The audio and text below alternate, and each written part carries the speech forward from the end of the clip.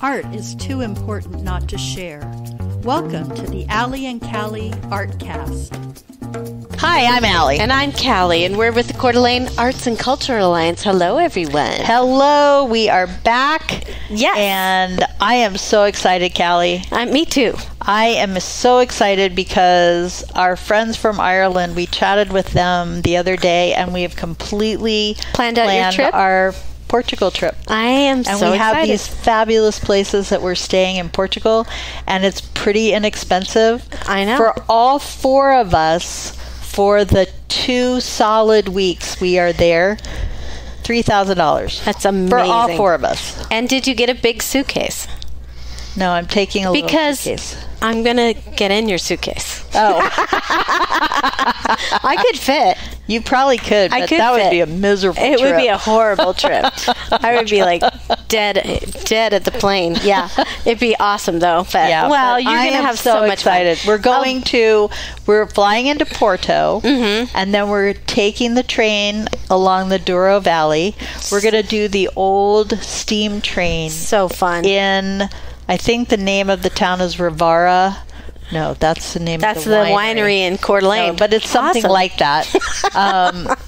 There's this old steam train that takes you through the wine country. So cool. And then we're going to do a boat wine tour where they do wine pairings, and we stop at several wineries. Nice. Then we take the train back and go to Coimbra, and we'll stay 2 nights, I think, in Coimbra. Then we're going to go to Lisbon, but we're going to get a car when we get to Lisbon, and we're going to drive to Óbidos and another little town that I am forgetting, and we're going to spend 3 or 4 days there. Nice. Then we travel down to a little town outside of Faro, which is at the very bottom of Portugal, and it's a name that begins with a Q. Okay. The Q town. The Q town.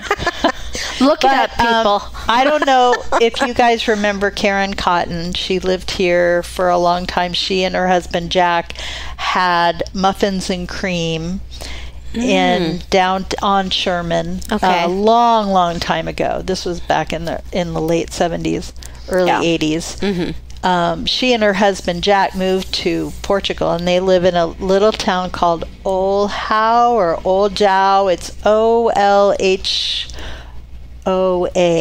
Okay. And it's just outside of Faro, and I'm hoping that we'll get a chance to meet up with them. That would be so fun. And have a glass of wine. Oh, I can't wait. Whatever. I'm excited for your trip. It's just so exciting to have a plan. It is. It's good to have the plan. It exactly. It is. I agree. Well, and I'm just busy with singing in the rain, so don't forget. And celebrating a birthday. Oh, yes. I did turn 60, and it feels good. Yeah. I'm happy. And you look good. Thank you. I feel good. We went out to lunch today, and the gal said, "Nuh-uh, you're not 60. Nuh-uh. She said it like that. Yeah. Nuh-uh. I'm like, yeah, I am. 1963. Yeah. Anyway, yeah, it's been a great couple of days celebrating my birthday, and just working hard, getting Singing in the Rain ready, and Riverstone concerts are happening. It's a beautiful summer. I mean, we're recording this at the Chamber, and the lake is shimmering. Oh, there's a, what do you call that? Parasailer up there. Oh my God, I would never do that, but it looks great for them. Right. The parasailer. We have to enjoy these moments and look at where we live, and it's pretty beautiful. It's pretty beautiful. And some people come here to go, it's so beautiful. I'm like, yeah. But sometimes it's fun to go to Portugal. Right. Sometimes it's fun to go other places and stay. And sometimes it's really fun to hear stories about all the places you've been and the things that you've done. Yes. And that's why we have Marlo Faulkner back with us today, because we cannot get enough of her stories. That's right. She had so many stories we couldn't stop. We were like, we need more. More Marlo. And we never even got to talk about how you started. Hello, Marlo, first of all. Happy birthday, Callie. Oh, thank you, Marlo. Thank you so much. I feel lucky that you blessed me with a happy birthday. Yay. I was still in college when you were born. Okay. Well, that's okay. That's all right. You were instrumental in bringing the arts and culture to Coeur d'Alene. So why don't you tell us a little bit about how the Coeur d'Alene Arts and Culture Alliance began? Yes. It was very simple. It had to do with money. Money is the root of all art. I had been on the board of Summer Theater. Mm-hmm. And Jim, who was the president of the board for a millennium. Yes. Oh, yeah, Jim. Jim, I know. Spears? Jim Spears, Mm-hmm. who was chairman of the board for 26 years. Yes. Had done a study on how much money was brought into Coeur d'Alene throughout the year by performing arts. Mm-hmm. And it was horrific, the number. I mean, it was in the millions. Yeah. And I think, and this was 20-some years ago. Yeah. It was $4 million then. Mm-hmm. And that was before the symphony expanded, before the opera was established. It was amazing. Well, I thought, I had been involved sort of peripherally with the chamber. Jonathan Coe was president then. And I kept saying to Jonathan, how do we get some of that money? And he said, what money? And I said, the $400 and some thousand that the Idaho Department of Commerce gives to every town every year to advertise their town. And Coeur d'Alene that year had gotten something like $460,000. And I thought, whoa, Nellie, I want some of that. Right. So I volunteered to be on that executive committee for promotion. And I said, I'll only do it if I can be there as a representative of the performing arts. And they said, okay, but they thought that was a little weird. So I would go to these meetings and they'd say, well, so-and-so's getting this money and we're putting this kind of money on billboards. And I said, what about the performing arts? And they'd look at me and say, what do you mean, what about the performing arts? I said, well, we bring in $4 million a year, and we need help in promoting summer theater, the symphony. All of these things are happening. And so they sort of kept looking at me sort of like, is she going to go away? No. So Steve Gibbs and I were good friends, and Steve had started the Art Spirit Gallery.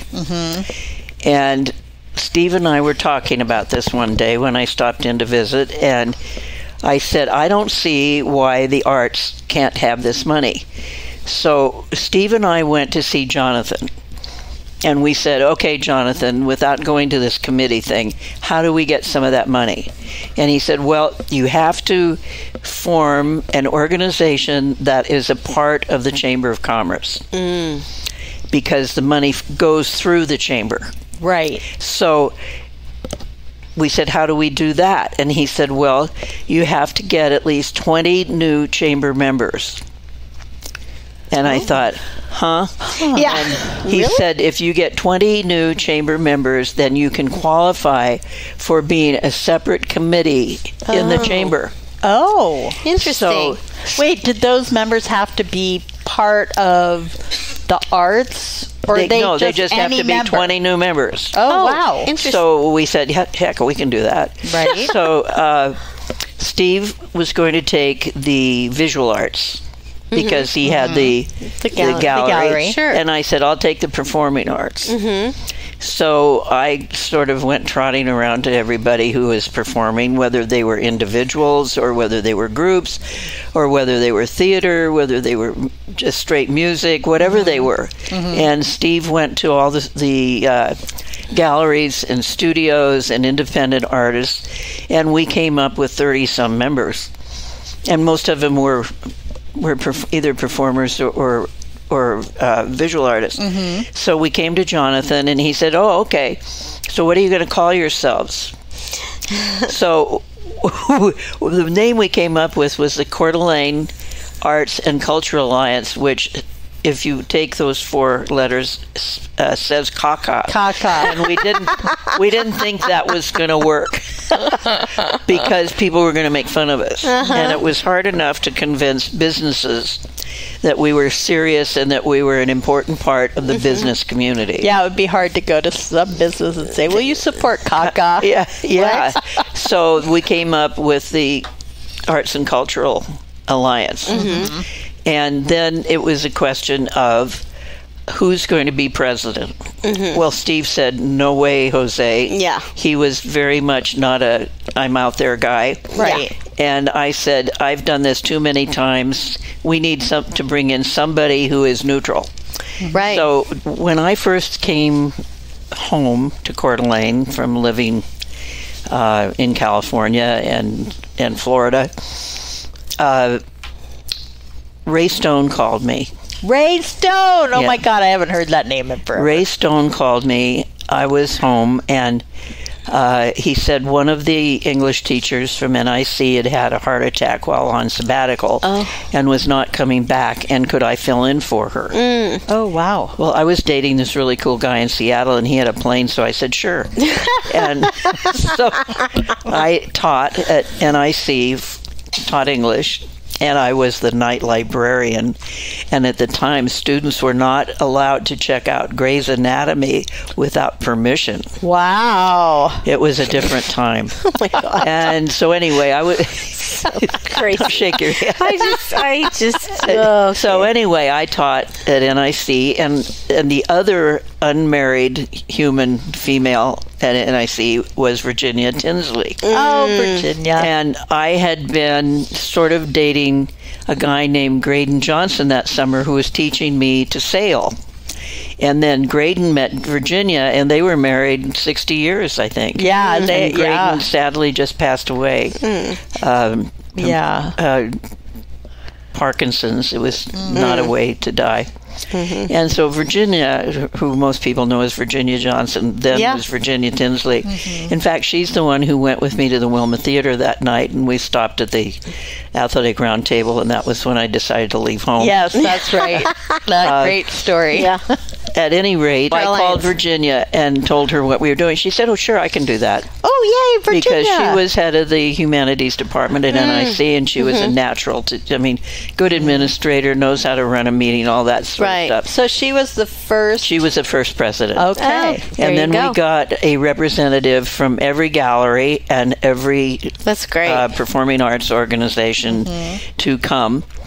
And it was working just fine. In fact, it was working so well that Jonathan said, you need to become an independent organization. And we were able to buy somebody's whatever with the state where you file, you incorporate. Yes. And there was one floating out there that somebody decided not to use anymore, so we co-opted that, and we became an accredited organization under the state of Idaho. Oh, cool. So that's why you guys are what you are now. Right.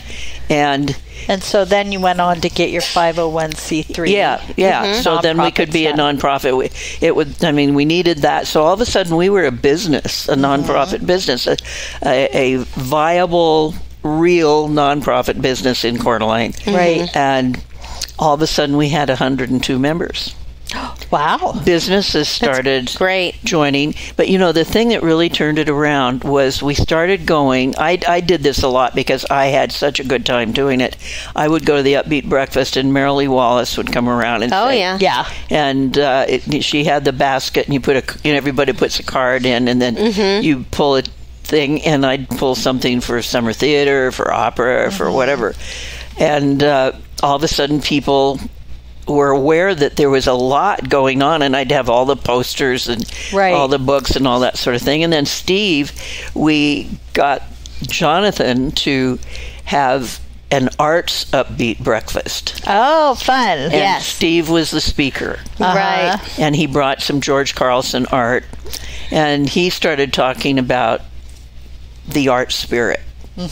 And all of a sudden people were cognizant that we weren't just a bunch of old hippies out there, blowing through our nose. Yeah. And we became a real thing. And real people started getting involved, and businesses started getting involved, and there were sponsors showing up, and there were events that sort of grew like mold. You know, they were a little spot, and then all of a sudden they were everywhere. I shouldn't have used the word mold. I know. But anyway, and that's how it grew. Mold can be good too. That's how and I've always been one of those people who likes to be part of a genesis or get a project started, and then when it's going, I'm gone. I don't need to be there anymore. New people come in, new ideas, new energies, and so that's what happened. Yeah. And here we are. And that, honestly, how many years later, Allie? How many years? Well, that was 2005 is when it was formed. 2006 is when we got our 501c3, and now we're almost 20 years later. Yeah, here we are. And nobody thought, it's like when we started the opera company and people said, opera in Coeur d'Alene? I don't think so. Right. And when we put this together, people said, oh, nobody's going to be interested in that. But once we became a viable, respected organization with the Chamber of Commerce, and the Chamber really is what gave us the foundation. And Jonathan was so supportive. It just sort of took off because we could show figures to the executive committee as to how much money we brought in. So we started getting some of the arts and culture started getting some of that money from the state. Nice. Nice. And when the Arts and Culture Alliance started, wasn't it primarily focused on like Art Walk? That was the big. That was the first thing. That was the first thing. I mean, nobody'd ever Art Walk. What's that? Yeah. You know, and then there was music, and then there was people over in the plaza painting, and it's sort of like Topsy grew. Yeah. And now I mean it's kind of morphed again. We're still doing Art Walk. We're trying to do the Art in the Making, which is the artists working. And then you've got Riverstone. Riverstone concerts, Music for the Wise, which Virginia was actually really instrumental in getting started. She's always been very supportive. Oh, she has. And that's a great program for the elderly community and the assisted living that we support and bring in musicians, and they get to play for 45 minutes to maybe an hour, particularly in the winter months when you can't get out. It's really difficult to get out because it's such a great program. I mean, it's scary for me to go out in the winter. But Coeur d'Alene has really an astounding number of artists, both performing on a national level and visual on a national level. I mean, look at George Carlson. Considered probably the finest Western landscape artist alive, and is the only artist to ever have, a living artist to have a full retrospective at the Denver Art Museum. His work is in every major museum in the United States. And there's a new book out of retrospective of his work. So it's and Ellen Travolta is here, and she's just going gangbusters with these new Hallmark movies. She's big on those movies. So she loves them, and you know, and my brain's going to go dead, but you know who all these people are, and the nice thing is that they contribute to the community. They don't just live in a big house and say, you know, up yours. They're really nice people. Giving it back for sure. So we've talked about the Coeur d'Alene Arts and Culture Alliance. So tell us a little bit. We want some more stories. Let's dive back. When I was growing up, let's hear about you, Marlo. The biggest performing arts thing that happened in Coeur d'Alene, Idaho, was Horace Heidt. Horace Heidt? Who's that? Horace Heidt was he was a contemporary of Arthur Godfrey. Only he was on the road. It was Horace Heidt and his Band of Renown. And he traveled around the United States, and he came to Coeur d'Alene every year in the spring. And it was really big time.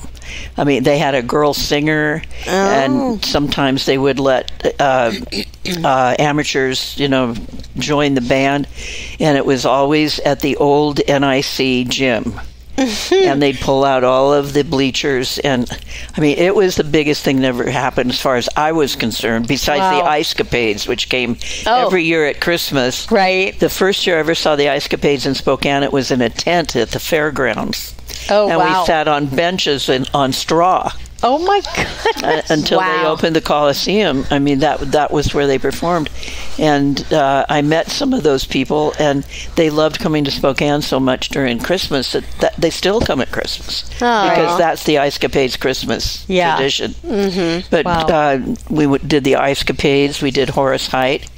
And Horace Height, it was like a big concert, like a vaudeville or a little variety show. I thought they were big, but it was no, they were. An orchestra, and they played Great American Songbook. Which I love that. I didn't know that term at the time. I love that. You know, I do now. And most people who like music, you know, if you love Ella Fitzgerald, love Louis Armstrong, that so much, then that's what you were listening to. And so for a lot of people in Coeur d'Alene, it was nostalgic because it was not long after the war. Right. I mean, we're talking early 50s. And you know, and then I got involved with Bluebirds and then Campfire, and we all also went back to NIC to do our Campfire things. And then when I was a Bluebird. Were you? Oh, I loved Bluebirds. I was a Girl Scout. Sorry. Well, we won't talk to you. And then Campfire, and there was a woman named Wasile Rhodes who sort of took care of organizing Campfire, and the superintendent of schools was Geo Fippany. It was so funny. I thought, why would anybody name their kid Geo? I still don't know what his first name is. That's funny. Probably George Oliver. Probably, or Georgia or something. But his wife was very involved in Campfire. And the head of the Forest Service here was a man named Jim Evenden, who was a neighbor of ours. And his wife, who was a beautiful, beautiful woman, was also involved. And she and Mrs. Fippany did all the scut work for Campfire. And when you were in Campfire, there were different levels that you had progressed through. And I can remember the fire bearers poem that we had to memorize. It was, as faggots are brought to the fire, firmly held by the sinews which bind them, I will cleave to my campfire sisters wherever, whenever I find them. I will strive to grow strong like the pine tree, to be pure in my deepest desires, to be true to the truth that is in me, and follow the law of Campfire. Oh my gosh, that's great. Wow. That's amazing. Well, I can do most of them. And then we had these clothes, these gowns. They were called ceremonial gowns, and they looked like some whack-doodle version of Sacagawea. And then when you started the going through the levels of Campfire, you got a big piece of leather. It was deerskin, tanned deerskin, and then you got to design it to look however you wanted, and it fit over the top of this thing. And then as you did special things like Girl Scouts got badges, we got beads. Right. And then you put the beads on the hoo-hoo. And then we did, one of the things for one of the levels was we learned to do bead weaving, and we did headbands. Oh, yeah. And then we did pillows for ceremonies called a sit-upon, and we each had to have a name. So I made up an Indian name, and because we're packing up things, I found my sit-upon last week. You did not. I did. I love it. That's awesome.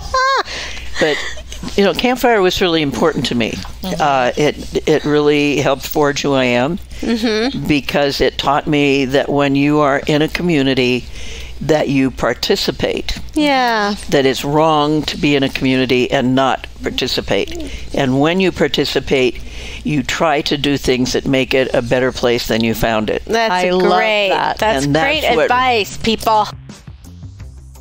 Hey, y'all. It's Jason from Tubbs Coffee Roasters. We are North Idaho's specialty coffee roaster. We are homegrown and we are local. We love coffee and we love our community, especially Allie and Callie in ArtCast. We have a retail space in our roastery in Hayden, and we can also be found on the shelves at Super One and Yolks. And if you like to buy coffee online, we do offer subscriptions. You can find us at tubscoffeeroasters.com. Support arts and culture and your local roaster. That's all.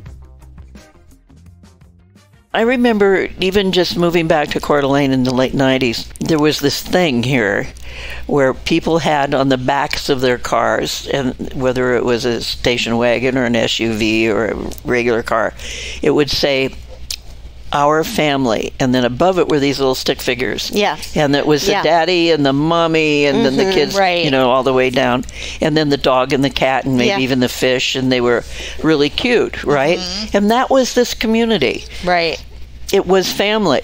If somebody had a tragedy in their family, people came out of the woodwork to help them solve the problem. Right. If somebody were sick and they needed treatment, people sent thousands of dollars to pay for this treatment. If somebody, had a whatever, their house burned down, whatever it was, this is the most incredible giving community I've ever seen. I agree. It's been wonderful. I had a memory that I wanted Oh, yeah. Tell us your to memory. tell you.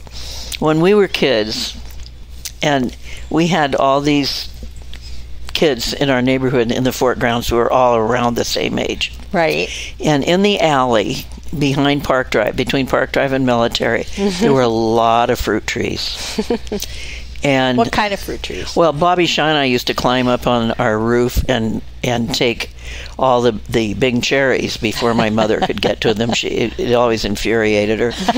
But there was an apple tree, I believe, behind the Hamlet's house, and there was one behind the Shelton's house, and there was one down at Grandpa Fender's house.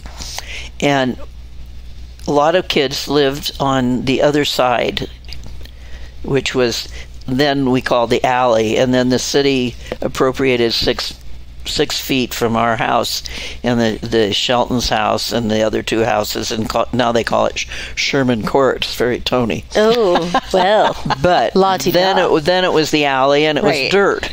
And when the apples were ripe, we used to go pick the free falls, which were possibly half rotted. Yeah. Right. And then you go around and you steal as many garbage can lids as possible, and then we'd have an apple fight, and your protection was the garbage can lid. So it was like a snowball fight. It was like a snowball fight. It was snowball fight with rotten apples. Yeah. Good, clean fun. Yep. But really, was it clean? I don't know. We had such a good time. But that's fun. The worst part of it was that I keep bringing up Bobby Shine because he was really wicked.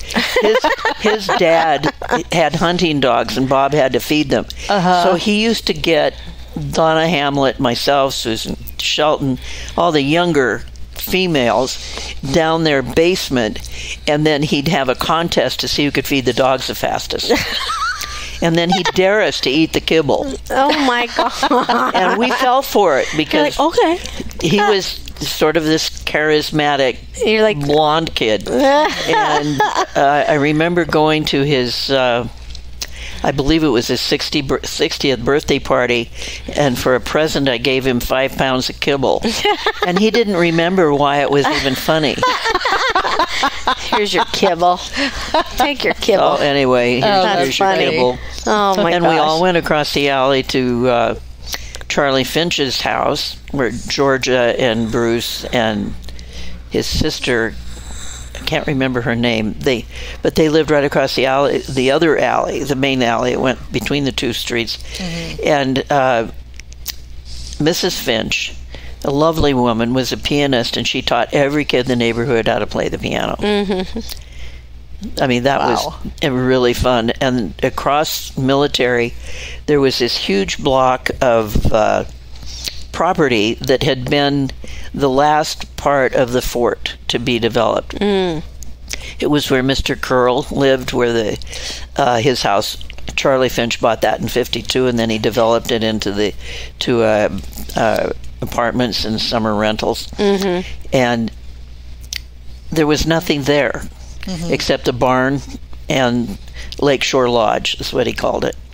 And in the winter, all the men in the fort grounds, and their friends would bring their horses down and put their horses on that property. For one thing, it was all full of grass. Right. And they'd put a hobble and a stake, and so the horses were out. So when they went hunting, it was easy to load them onto the carts and go off hunting. And Georgia Finch used to keep her horses there. And she had horses, more than one, so she would let us ride them. And I remember one day we rode our horses out to the Bum's Jungle. Well, that was scary. Now, the Bum's Jungle was all those trees, many of which are still there, where you drive through them to go to the Osprey.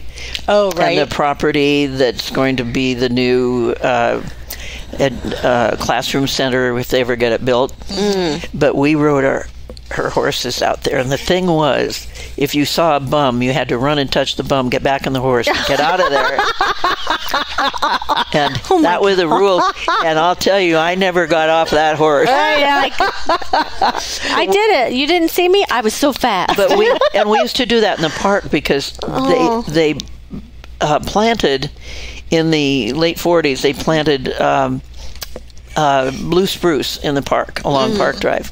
And they're beautiful trees. They're kind of trees people buy for Christmas trees, and then they plant them, and they think, oh, this is going to be cute. Well, cute's 60 feet tall. Yeah, now it's very huge. fast. Right. So the bums used to sleep under those trees in the summer. So the thing was, you had to creep across Park Drive and touch the bum and get home before the bum could wake up enough to find out which way you went. Oh, my gosh. And finally, Doug Eastwood had a brilliant idea, and he cut the trees up 3 feet above the grass so nobody could sleep. So you couldn't Can't hide there. That makes anymore. sense. Can't hide anymore. Oh, No, that's funny. You can run, but you can't hide. Wow. It was...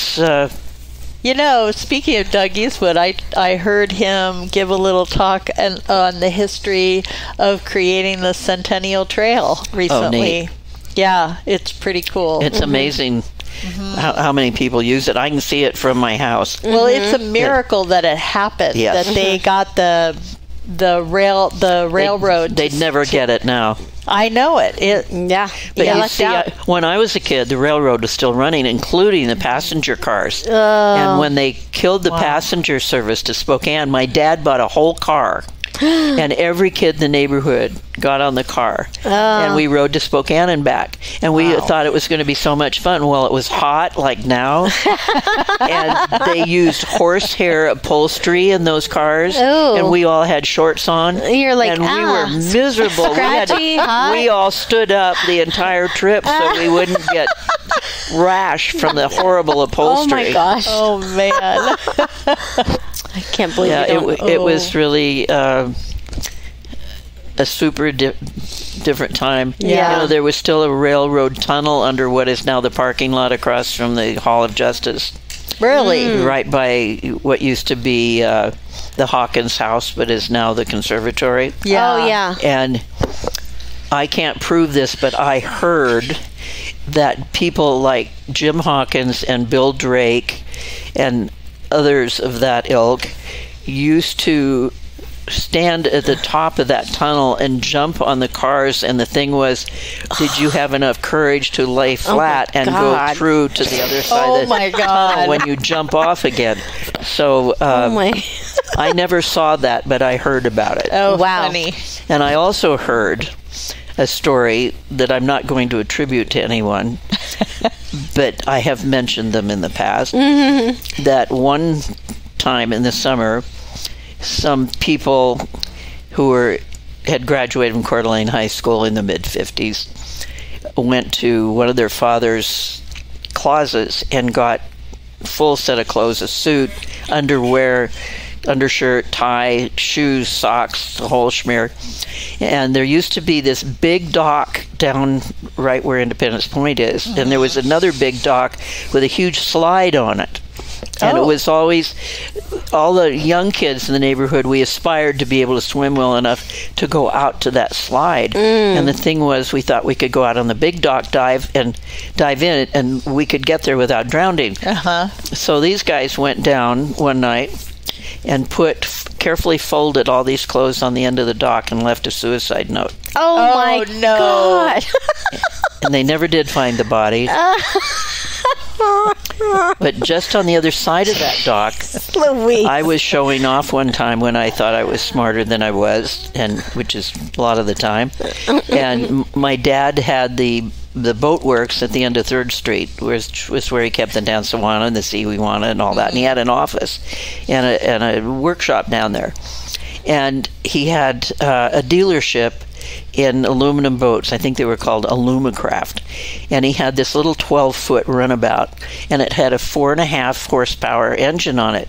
It was a Johnson.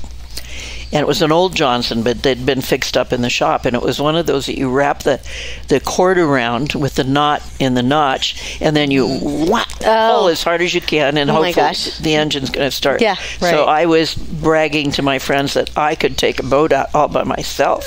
So we all went down to 3rd Street, got in this little thing, and we go putting out, and we got just about to the end of where that dock would be, and the thing fell right off the boat because I'd forgotten to tighten the wing nut. Whoops. And of course we didn't have any oars. Yeah, you're like, whoops. So we got in the water and held on to the transom and kicked it back to 3rd Street. Oh my God. I mean, the things... trouble. You are trouble. I used to go out on that... the trestle where they used to dump the logs. It was which is where the boat where you bring your boat in and launch your boat. Yeah. And there was a big trestle there, and there was this really cool guy named Kirk White who used to fish off of there, and his dad used to work for my dad occasionally, so I knew who he was, and I thought it was very exciting to walk out on the trestle and fish with Kirk White. And I had all these fantasies. He was older. I was, 13? Right. And I had these fantasies like 13-year-old girls do, and he was really cool, and he was really nice to me. And then he moved away. And lo and behold, when I was pregnant with my first child, who was born in 1974, I went to La Leche League meetings. And the woman who was sitting next to me, when we introduced ourselves, she said, "My name is Mrs. Kirk White." And it was during that time when women introduced themselves. Right. As Mrs. So-and-so. Mrs. Yeah, Mrs. I'm the wife of somebody. And that was tough because, so many women went to work during the war, and they worked hard, and they established themselves, and they had independence and respect, and all of a sudden the war's over. All those guys come home. They get their jobs because it was a federal law. Right. And the women have to go back. And all of a sudden they become... second class again. Well, they become servants in their own home. Yeah. Right. And they're Mrs. So-and-so. My mother always introduced herself as Mrs. John Finney. Right. I said, "Mom." So anyway, she introduced herself as Mrs. Kirk White, and I looked at her and I said, "Oh my God," and I described Kirk White. She said, "That's my husband. How do you know my husband?" And here we were, 1,800 miles away. That's fun. And in a meeting, just happened to... And he had gone on and done very well for himself. I feel like you have had a lot of encounters with people that you unexpectedly knew. Well, I think you have to put yourself out in the world, and you have to embrace what's happening around you, and you have to be willing to take a chance and to... I've always been a gambler. When I was in Florida, I used to love to go to the track, to go down to Miami to the racetrack, and the thing was, I get my girlfriends and we get all dressed up in our best dresses. And we didn't have a lot of dresses then, but we get all dressed up with heels and the whole thing, and we go to where the touts were when they were walking the horses before the race. And we sort of flirt with the touts, and they tell us who to bet on. Oh, fun. And we sometimes would make enough money to pay our rent. And I was such a sucker. I always bet on the gray. And I remember betting $20 to win on a gray named George Raft. I mean, how could you resist? I don't think... He's still walking around somewhere in greater Miami looking for the finish line. He was so slow. Dang it. But I do think that... I remember getting on a plane in Carbondale, Illinois one time to fly to Chicago to come home for Christmas. And this man came and sat next to me. And because I'm my father's daughter, and my dad was loquacious to a painful degree. And I said, where are you going? Blah, blah, blah. It turned out he'd lived in Coeur d'Alene during Farragut, and he knew my parents. So crazy. But things like that have happened to me my whole life because I've always talked to people. Right. Yep. Yeah. You're open to it. And it lets just it's like the guy at the bar in Fort Lauderdale who said, well, I have a plane. Yeah, right. Yeah. I know. I love that story. It's a great one. I've encouraged my children to be open, and my son gets such a kick out of it. When he was in Iraq, he got to be friends with the guy, the Iraqi, his equivalent. They were both captains at the time, and they got to talking. It turns out they were both had degrees in architecture. Kite from the University of Idaho, and the other guy from some university there in Turkey or wherever.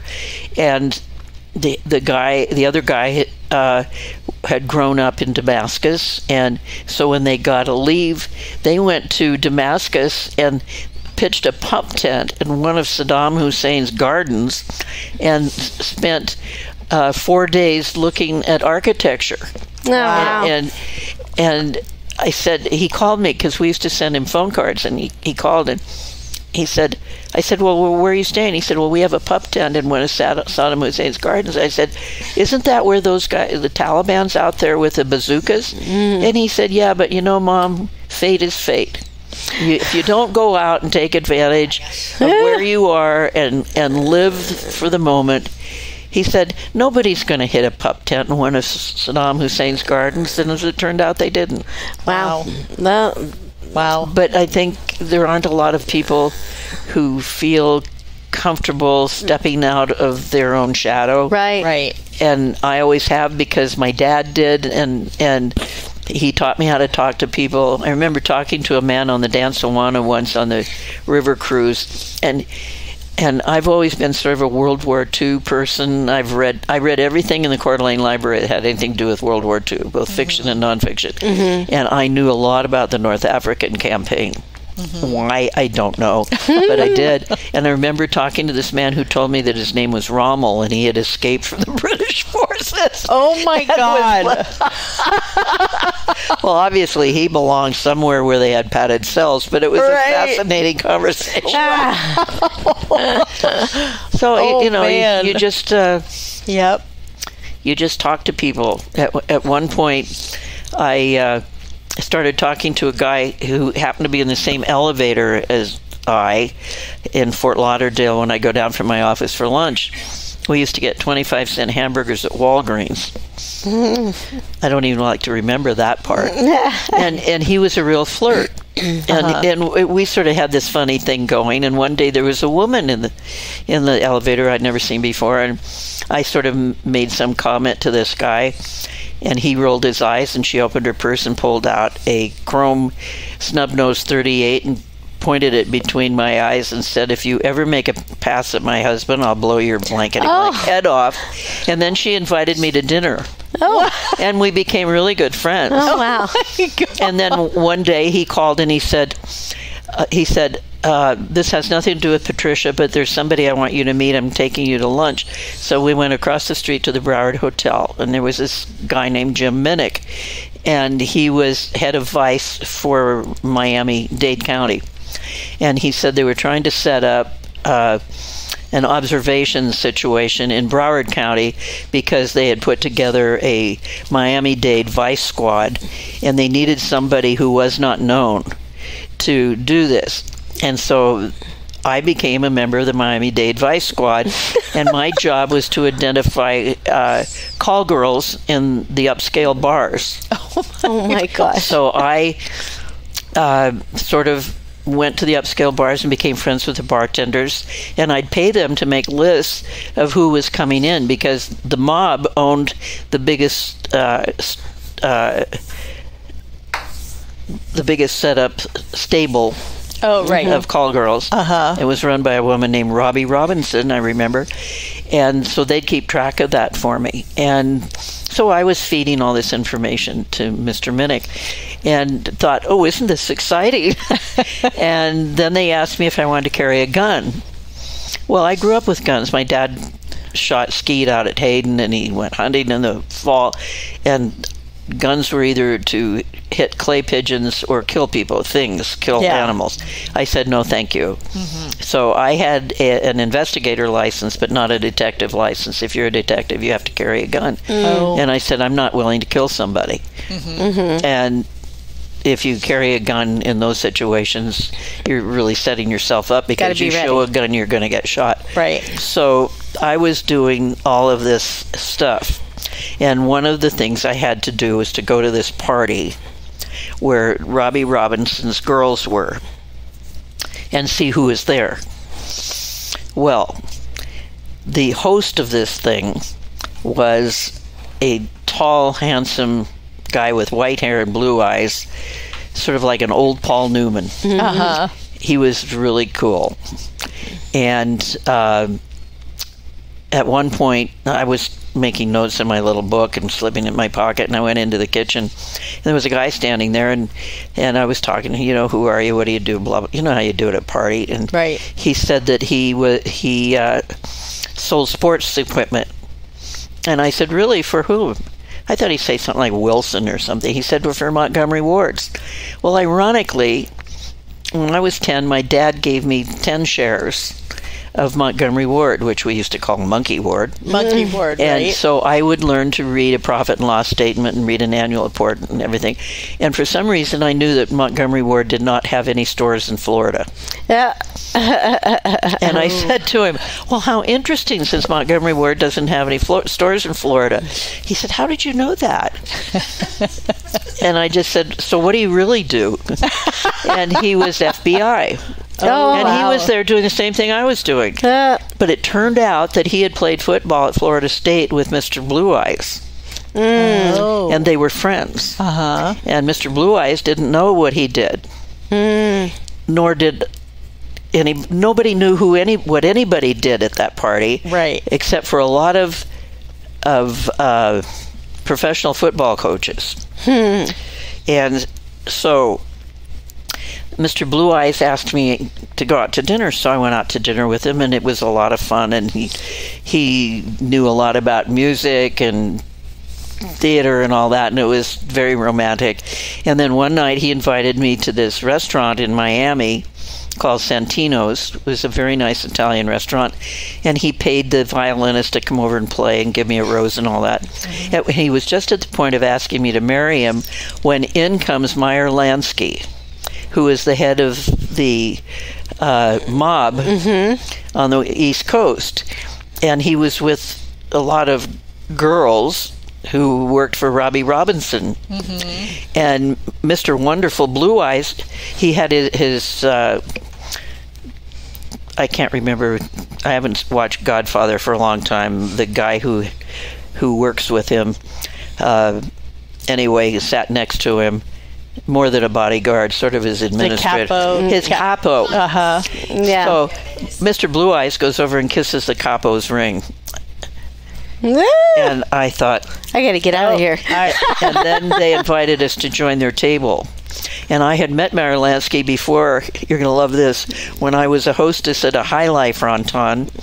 And he used to come in and gamble, and because I could speak French, they made me the hostess for the special seating place. And so I got to meet Meyer Lansky, and he was very charming because I was a nobody. So there I am at the table, and I thought, oh God, he's going to recognize me, and the girls are going to recognize me, and we've got to get out of here. And all of a sudden, they all said, let's go to Big Daddy's, which was a bar liquor store that the mob owned. So we go to Big Daddy's, and I'm standing with my back against the wall by an exit, ready to run. And some poor schlump comes up and asks if he can buy me a drink, and before I can say anything, two goons pick him up and take him outside. And the capo came over and said, are you all right? And I said, no, I'd like to go home. I thought he'd call a cab, but he had Mr. Blue Eyes drive me home. Oh, wow. And that's when I remembered Sister St. Denis teaching me the act of contrition in the 2nd grade. Because he went home through the Tamiami Trail, which is where you dump bodies because it's full of alligators and nobody ever finds anybody. Oh, jeez. So I'm trying to be very calm, and we get to my apartment, which is a duplex on the beach, and he pulls up, and I remember as if it were yesterday saying very calmly, I'm going to reach into my purse and get my keys, and then I'm going to reach up and open the door, and then I'm going to turn and get out and then shut the door slowly, and then I'm going to walk to my door and take my key and unlock the door, and then I'm going to go inside. And I thought all the way in I was going to get a bullet in the back. I know that sounds dramatic, but I was sure that this was the end. Yeah. So I walk in and I immediately go to the common wall. I put my back against the wall, and I'm wondering whether I should laugh, cry, or scream, when all of a sudden he bursts in my door, which is a French door, glass everywhere, and he's on his knees apologizing, and I said, just go away, I need to be by myself. Right. So he got up and left, and I grabbed a beach bag and threw my toothbrush and some underwear in it. And I waited until I could see his car was gone, and I went out to my car, and I pushed it up the street and into an alley and 3 blocks with no lights, no engine, nothing, and then drove 3 towns north and registered in a Holiday Inn as my mother. Oh, wow. And then I called the FBI, and who should answer the phone? Because Mr. Wonderful told me he was in the FBI, which is a federal offense. And to make a long story short, it turned out that his job was that he was a stockbroker, but he was a hitman for Lansky. And I was so lucky to get out of that. And then my parents came to visit the following January. And my dad said he wanted to go to the Super Bowl, which was in Miami that year. And another story we won't share is I'd gotten to be friends with Joe Namath. And so the Jets were playing the Oakland Raiders. I did not know Kenny Stabler. And I knew that the mob owned the Dolphins. So I called Mr. Wonderful and asked if he could get 2 tickets for my dad to go to the game. So he comes over, and he and my dad are instant friends. Oh, gee. And the tickets were in the royal box on the 50-yard line. Oh, boy. That was the year the woman walked out the 50-yard line in her mink coat and dropped it, and she wasn't wearing anything else. Anyway. Wow. It was. You need to write these stories down, Marlo. It was really, really bizarre, and I never saw Mr. Wonderful again, thank you. Yeah. And but my dad did. Oh. And when my parents got divorced, my dad sent him all of his securities, and Mr. Wonderful put them in some numbered place in the Bahamas that nobody has ever found because Mr. Wonderful disappeared. He was probably left somewhere in the Tamiami Trail somewhere. Oh, man. Oh, boy. Wow. I don't know. So, bye-bye securities. But that's what happens when you just, you just walk into things, and you just also need to know when to walk out. Yeah. Exactly. Wow. Right. Crazy. So I've had a wonderful life. I said to my husband the other night, if I dropped dead in the next second, I'd have no regrets. But I still have so much more to do, so I hope it doesn't happen. Yeah. Well, me too. Yeah. What a story. I really wanted you to come back. Those were good stories. Oh, my gosh. Life stories. I've started writing a novel based on the Florida experience. Oh, cool. That'd be good. I can't wait to read that one. Yeah. Well, some of it will be true. Okay. Well, that's okay. I know. That's the fun part of writing, and is that you're God. Sorry, you Christians out there. But you get to be God because you are your story. in control of the life and death and behavior of all of your characters. Yeah. And the strangest thing happens, I don't know if any of you have written fiction, but all of a sudden your characters rise up and they talk back to you and they do things you don't want them to do, or they refuse to do things you want them to do. And I know that sounds insane, but it does happen. Wow. I've been writing for a long time, and I have a book out. My agent has a book out in New York to editors, hoping somebody will salute. And it took me a long time to write that book because those characters didn't always say what I wanted them to say. And I had to keep going back and editing and rewriting. And now I've written a book called Fish Belly White. It's based on when the Aryan nations were here, and they had really amazing sets of counterfeit plates. Really? Yeah, that's how they financed all their violence. They printed them here. And so I had this great scene where my protagonist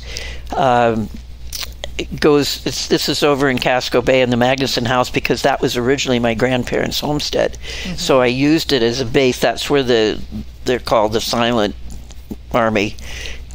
The guy who is in charge, he lived there. So my protagonist goes over there knowing that nobody's there, and she goes down to this pump house on the beach, which is over there, and she breaks in. All kinds of things happen, and she finds the plates in an old orange crate. So she walks out on the sand. She's part of the story. She's already lost her flip-flops. Her glasses are broken. She walks across the sand and up the steps, and she's walking, and I had this wonderful description about how all those, if you've ever carried an orange crate, they're really soft wood. She was getting all these splinters on the inside of her arm. And I was so excited about it, about how real this was. So I thought, well, I better make sure that's how it works. So I called the Treasury Department in San Francisco in the Federal Building, and this is what's so cool about being a writer. I said, I'm a writer, and I'm just writing this scene, and my protagonist has just stolen some counterfeit plates, and she has them in this crate, orange crate, and she's carrying them. And he says, oh no, he said, counterfeit plates are now on Mylar. They would be in a manila folder, probably in somebody's attaché case. So forget that scene. So we go back, rewrite. You know, and she finds the attaché case, and she finds them, and she walks up, and she gets to her car, and she tosses them in the front seat, and she has a big sigh, and then she goes start the car, and she can't find her car keys, and the bad guy reaches in for the back seat, and he said, "Is this what you're looking for?" Dun dun dun. That's awesome. So it's really fun. That's great. You know, and the sheriff is the description is the guy I dated when I was a senior in high school, because he was tall and lanky, and you know, it's just really fun. And I do use friends as foundation, and in some of the things, in fact, that piece, almost all of the secondary characters are real people who've given me permission to use their names. Oh, cool. That's fun. Well, maybe you'll find a way to work Allie and Callie. It's all not my podcasters. Not in this one. Next book. Not in this one. But when I was researching it, I had a chance to interview the deputy who was in charge of following the Aryan nations in the early 70s, and I went out to his house and spent a lot of time with him, and he gave me copies of the videos that they had done of the inside of the Aryan nations headquarters, and as well as the outside. So I used all of that. Oh, cool! It was it was really fun. It was Well, we'll look forward to that book. Yeah, for sure. Good history. In fact, did I mention this before, that I got an editor who's working on it with me, and she said, you know, normally I don't do this, but she said, I'm fascinated by this because I grew up in Wallace. This is This is a woman in New York, so. Yeah, that's pretty. It's a small world. I know it's another weird. One of those little connections that you continue to make. Well, we're moving to California, and it's a whole new adventure. Next chapter in your book. Well, my husband's 91, and I'm 81, and we're going to see what life brings. That's right. Well, we're so glad that you came here today. I know. For Thank part you for two the invitation. of Marlo. I've told a lot of people they should listen to last week, and I've gotten really fun responses from people. Good. That's good. Well, they'll enjoy this one too. Yeah. I want to end it just on just a quick story or something about a highlight for you in this community. Oh, it had to be the 4th of July parade. Oh. Because When you were the Grand Marshal. I'll tell you a really funny story about that. Okay. Years ago, my father was a serial monogamist, and he had one of his conquests was a real estate agent in St. Mary's. And so he bought some property in St. Mary's. Of course, he had to go check it out all the time. Right. Well, it was 3 lots on the St. Joe River that were underwater most of the time. So when my dad died and the estate was divided, my mother gave my brother and I those 3 lots. And of course, I didn't care about him at all, but he used to go up there with his 5th wife and camp a lot. Oh, wow. And at one point, I got a call from a real estate agent up there who said, your brother has listed this property. Will you come up and sign the papers? And I said, no. I'm not interested in selling it. And so, cut to about 5 months ago, we get a call from a real estate agent in St. Mary. Says, I have somebody who seriously wants to buy those lots, and they're the only people who are ever going to want to buy them because they own the next lot. And so we, talked around and we came up with a price we were all happy with. And so cut to the chase, it's time to write the check, right? Turns out my brother's wife has never filed probate, so there's no record of his death. Oh, no. great. And then, if that weren't bad enough, the name on the deed is my given name, Marlene Faulkner. And I have to prove I'm Marlene Faulkner. Oh, yeah. So I get my Social Security card, which I got in 1951, because all the kids in the Fort Grounds, we were all going to go out to Dalton Gardens and pick raspberries, but we had to have a Social Security card. Right. So we all got a Social Security card, and it says on it, Marlene Finney. And then when I got married, I changed my name, so it says Marlene Faulkner. But there's nothing that says Marlo Faulkner. Absolutely nothing. And the title company will not clear the deed until I can prove who I am. That you're Marlo. So it turns out, I was adopted. I've never had a copy of my birth certificate. And our wedding album disappeared one year, and it had the marriage license in it. Oh, boy. And so they called and they said, unless you can prove who you are with the name that is on the deed, we cannot process the sale. Right. Boy. So I used the picture that the Coeur d'Alene Press had on the front page for the Grand Marshal Parade. because it said Marlo Finney Faulkner. Oh, there you go. And they took it. Oh, I love that. Is that hilarious? But excellent. The parade, I've had a lot of people say, I don't go to the parade anymore. I just went down there to yell hey to you and that sort of thing. But the thing that was so amazing about that parade, first of all, I've never seen that many people in Coeur d'Alene. They were 5 and 6 deep. Yeah. From 15th Street on. Wow. And I had played drums with the Perfectionauts at one time. And so I'd seen that. But it was always, maybe two rows or something. Yeah. There were thousands of people. Yeah. I'm not implying because I was in it, really. But there were thousands of people. And what was so overwhelming to me, not just the people I knew who were yelling and, hitting cowbells and stuff so I could see them. It was the people I didn't know who they were. I'd never seen them before who said, thank you for what you do. Oh, thank you for all the things you've done. I mean, it really brought me to the edge of tears. Yeah, that's great. And then when we came down just past 11th, you're all going to think I'm really nuts. I looked down, and there I was, standing in the street, age 7. Oh, you had a Sherman School. There was a little girl.